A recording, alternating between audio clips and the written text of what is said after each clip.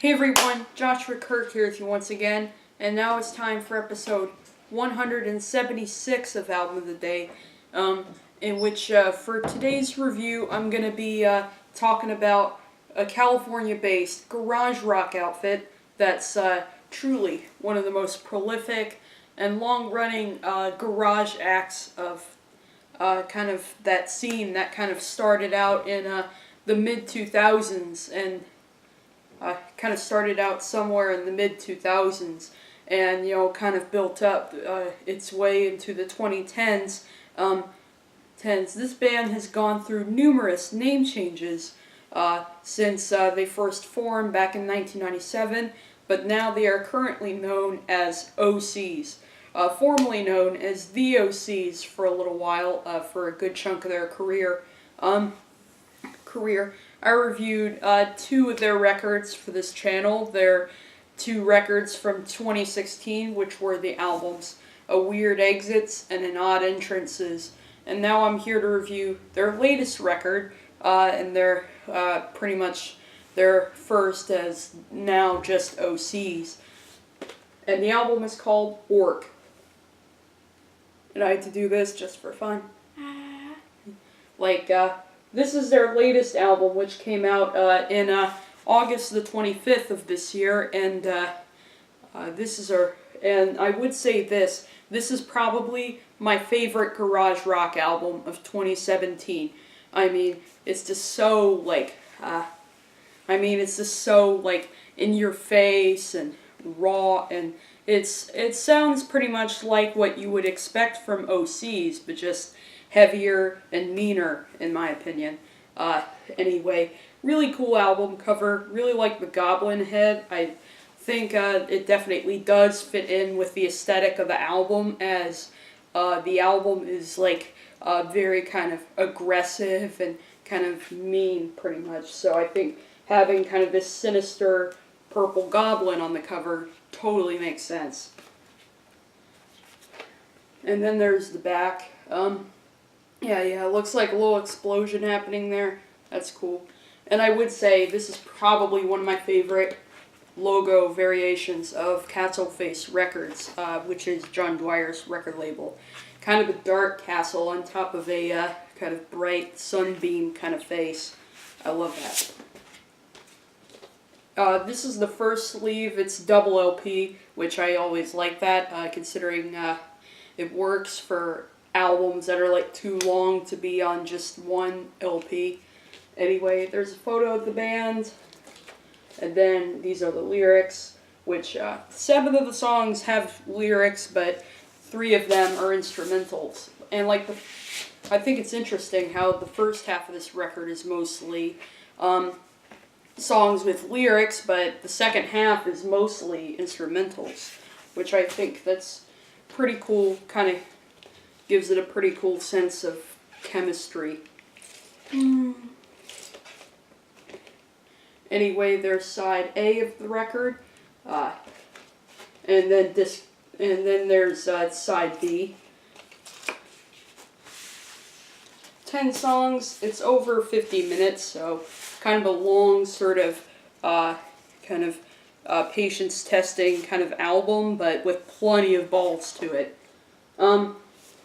Another cool photo, and then there are the liner notes for the album, which the lineup now consists of John Dwyer, of course, founder, frontman, leader of Castleface Records, and of course, vocals, guitar, synthesizers, flute, whatever kind of apparatus you throw at him. Tim Hellman on bass, as well as 2 drummers, Paul Quattrone and Dan Rincon, which I will admit the drums on this album are awesome. I think the double drummers on both ears, they definitely give this album just a really kind of in the moment, this kind of in your face effect, which I love. And then there's side C, and then there's side D.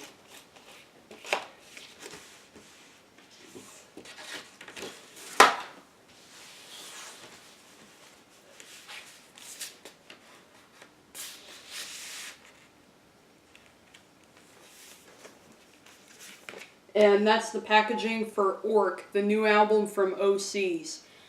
Um, I feel like lately OCs have definitely been on a verge of like coming out with some of their best stuff to date with these last few records they come out with. I haven't fully listened to their catalog, but of course I did finally get around to them in 2016 with their album Weird Exits, which I thought was great. It was definitely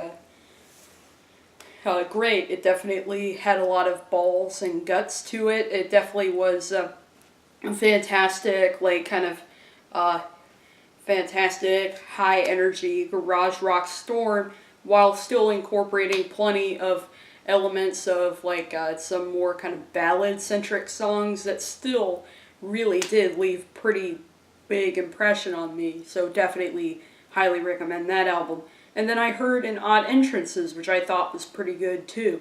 That one was a little different. It was more of an EP of some sorts, and had a much more mellow kind of sound to it. But it was refreshing to see the band kind of put those kind of some more kind of creative juices to the test. Because trust me, if they just released another record that sounded like Weird Exits as kind of the sequel, that project wouldn't really feel as special, in my opinion. Orc is pretty much like, they sort of were on the verge of, they were sort of on the brink of perfecting their sound, but I feel they do that even further with this album, Orc. Of course, this album was teased with the song "The Static God," which definitely was a great lead-off single for this album. It's like pretty much everything that just a really killer OC song would have. I mean, just really kind of, just kind of insane, like wild riffs, as well as just some totally awesome, just kind of crazy drumming and crazy drumming, as well as John Dwyer's very distinctively kind of nutty and kind of gruff sort of vocals that kind of that do sort of give the album kind of its sort of goblin effect, pretty much effect of aggression. Aggression, and it's definitely just a great start for the album, because it right off the bat sort of gets you going for the rest of the album. It really kind of gets you excited for it, and I like how the bridge of this song sort of calms down a little bit and has this really beautiful guitar solo before eventually throwing in some before adding some really nice extra instrumentation. I'm hearing mellotron and flute and recorder and kind of a bunch of different elements blending together into this one really cool kind of soup, kind of little extra chorus in kind of the middle of this garage rock meal, pretty much. Meal. Then we have the song Night Expo, which opens up with these kind of nutty sort of Morse code-ish synthesizers that definitely do open up the song really nicely and give it actually a nice kind of funky kind of flavor and really cool bass line on the track too. And then eventually, before eventually turning into this much fuzzier sort of more in-your-face sort of instrumental, where the guitars kind of sort of blast through the speakers pretty much to the point where you may have to turn it down a little bit. I mean, whenever I listen to this album, I make sure to turn the volume down a little bit before I put it on. It's not a heavy metal record, but it certainly does have its similar kind of heaviness and sort of kind of adrenaline effect pretty much, which I really like, even though I would say not a big metal fan, not really my cup of tea.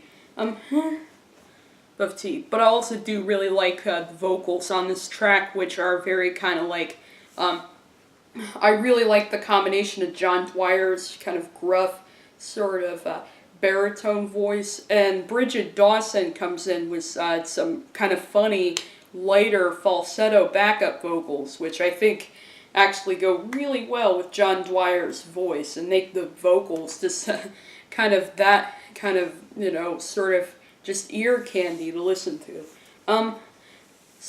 But then we have the song Animated Violence, which is by far this band's probably their heaviest song to date. I mean, it's by far definitely one of their loudest. I mean, the guitars are just like, there's like 100 guitars that I'm hearing on this song. It's like that kind of, like it sounds like that, just like huge and aggressive, and the bass I think maybe kind of bleeding in with it too to create this kind of sort of dissonant sort of wall of sound for the song. And the drumming I think drives it really nicely as well. And then the vocals on this track are like kind of almost actually kind of remind me a little bit of something maybe a heavy metal singer would do with the way that they're kind of like gruff and just like kind of almost, mysterious with mysterious, oh, this warrior. It actually reminds me of something maybe Marilyn Manson could have done, which while I'm not necessarily a Manson fan, I will admit the way they kind of pay tribute to him here on this song, I think actually is pretty kick-ass. It's pretty kick-ass, so it kind of makes sense. The lyrics are about this kind of sort of violent, murderous kind of monster that kind of,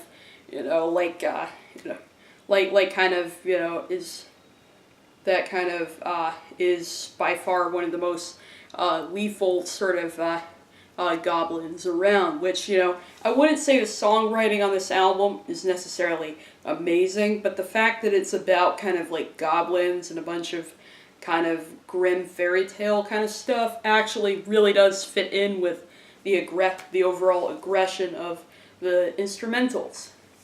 But the song does manage to calm down somewhat, like in the middle we get this kind of somber, beautiful organ styling before it eventually turns into kind of this kind of insane sort of noise section at the end. Section with John Dwyer sort of sweeping in with the kind of shouted vocals of "Oh, the warrior." Yeah. Then we have Keys to the Castle, which is probably one of my favorite songs on the record. I love kind of the funny, like sort of cheeky sort of falsetto backup from Bridget Dawson that go really well with John Dwyer's much more kind of gruff sort of voice. Was definitely was definitely kind of funny, and was definitely pretty clever for sure. Pretty clever for sure. The beginning of the song definitely has, the song is definitely amazing. Like, I love the way the guitars sort of harmonize with each other. It's not like a high-low harmonization, but rather just kind of the way they blend in with each other creates this really kind of, like, enticing sort of melody. And the song does have some kind of graphic lyrics that sort of kind of create symbolic imagery of like a parade of candied people and stuff like that. But then the song transitions into this much more mellow and beautiful end section, which lasts for like actually 6 minutes. So for like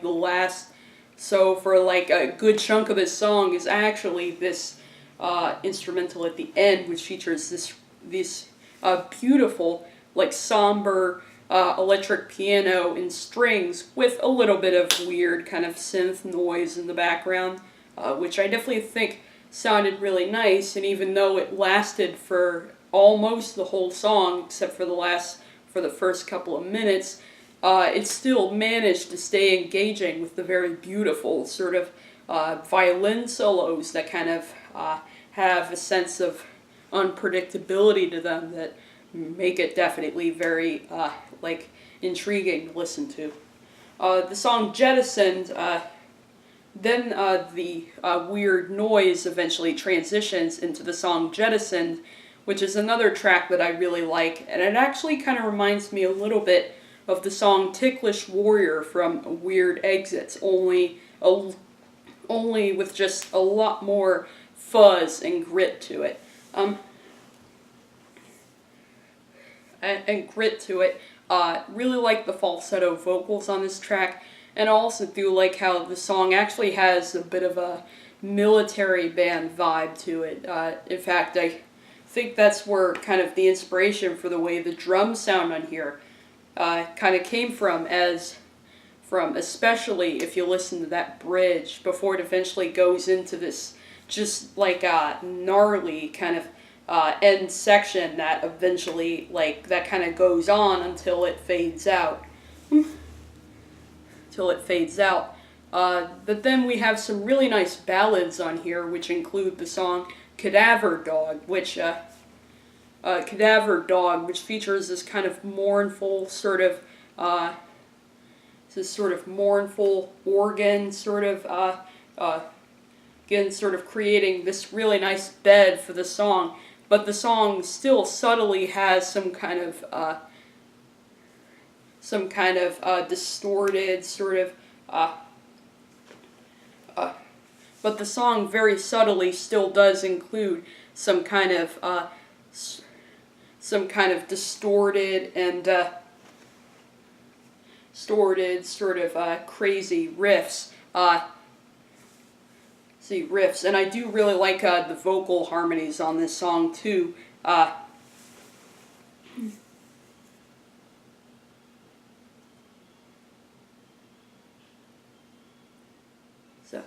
I do really like the way the vocal harmonies on this song sound too. And yet again, another great bass line. In fact, the song has a little bit of a jazz tone to it. Like, I like how this album is pretty aggressive, but at the same time has plenty of diversity and plenty of sort of very beautiful sort of sections to kind of widen the palette and kind of balance out the more kind of sort of blood and sweat induced sort of moments.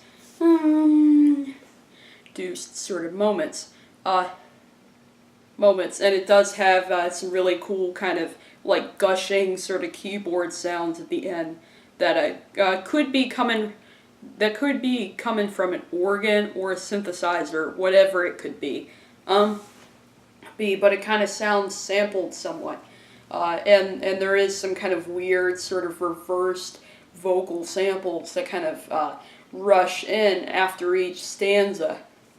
So the song Paranoise goes for a much kind of weirder, kind of more kind of noise-centric sort of jam, pretty much, while still maintaining a really cool sort of instantly catchy guitar melody. The do-do-do-do-do-do-do-do-do-do-do. I thought sounded really nice on there, and so on there, some really unique sounding drum patterns on the song too.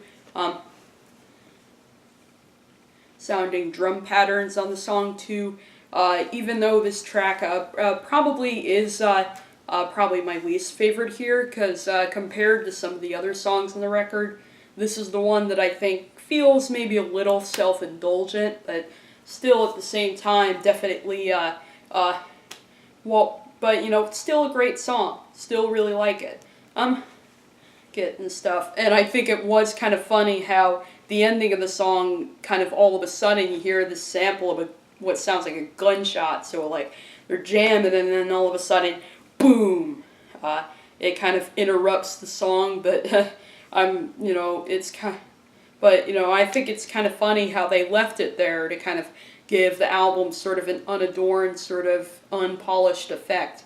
But then, which is followed by the sound of raindrops, which transitions into the very beautiful,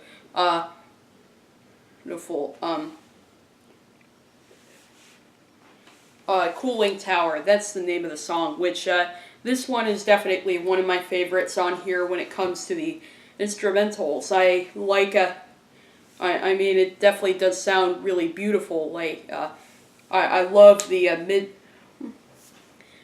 I love how the song kind of starts out with some really cool drumming, as well as some very gorgeous, like, just sort of harmonized keyboards, which I'm hearing a variety of different instruments sort of blending together to make that sound. Things like a really nice fuzzy synth, as well as some mellotron choirs, and as well as flute and recorder, I think I heard in there too. Both those instruments are in the liner notes, so that I'm guessing, so I'm very sure that's what I hear on there. And the guitar riffs that follow that really do contrast with it really well, pretty much, and have sort of this kind of Western film inspired sort of vibe. But after this comes by far my favorite track on the record, which is the track Drowned Beast, which features this kind of slow, sexy, like kind of, but like incredibly, like just ugly, roaring riff that is just awash with distortion. It's like, wah. It has a little bit of a Queens of the Stone Age-esque kind of groove to it, but you know, in a good way. And I do really like kind of the higher synth notes actually do play along with that kind of low-toned sort of gnarly riff really nicely on there too. So it's interesting how it sounds a lot more aggressive in the instrumental section, but as for the part where John Dwyer starts singing, things kind of get a little more kind of mellow and kind of sadder with these really gorgeous strings on there. And this is actually my favorite song on the record when it comes to the lyrics, actually. I think it's pretty cool how this song sort of feels kind of like a classic grim fairy tale, but has a little twist to it. Like, just when you think it's the beast eating the townspeople, it's actually the townspeople eating the monster and, like, putting him in an oven and stuff. Fitted stuff, and sort of, it's sort of told from the point of view of, you know, kind of one of the killers, pretty much, who, like, asks the major, do we have food yet? And telling the beast he's thankful that he's been very brave, but, you know, still, you know, they're gonna, you know, put him on, but still, you know, they're gonna put him on their dinner table. But, like, it's definitely kind of weird and sort of absurd, but at the same time, kind of, you know, the way that kind of somber kind of tale, sort of, the way it's presented works really well over the kind of, sort of slow, sort of gnarly guitar riffs. And then the album closes with the song Raw Optics, which is definitely closes out the album on the most satisfying note. And this is another one of my favorite tracks on the album. The drums throughout this album are great. There isn't one drum part in here that I didn't like.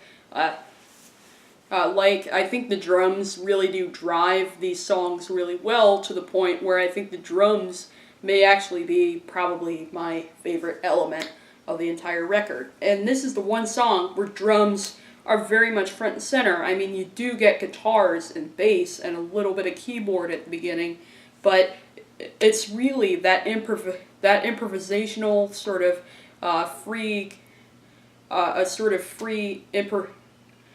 free section where the drummers sort of do a bunch of really cool solos and stuff that I think really does make this song one of the most memorable moments on the entire album. Like, you'll hear one drummer doing a cool thing, and then another drummer doing some really kind of crazy thing, until eventually building up to this one big drum crescendo, which eventually leads to the ending of the song where the guitars and bass finally come back in there. And this is one song that I think would be really awesome live too. I mean, I would put my life on the line just to hear a live version of the song where the drummers improvise for such a long time on the song, like extended 11-minute version. Like if they ever do an 11-minute extended version of this song, sign me up. I'd want to hear it. So yeah, definitely a fantastic record. It's definitely if there were like a musical definition for the word awesome, this album I think would be it. Like I said, it's very mean. It's it's mean. It's aggressive. It's in your face, but at the same time still has plenty of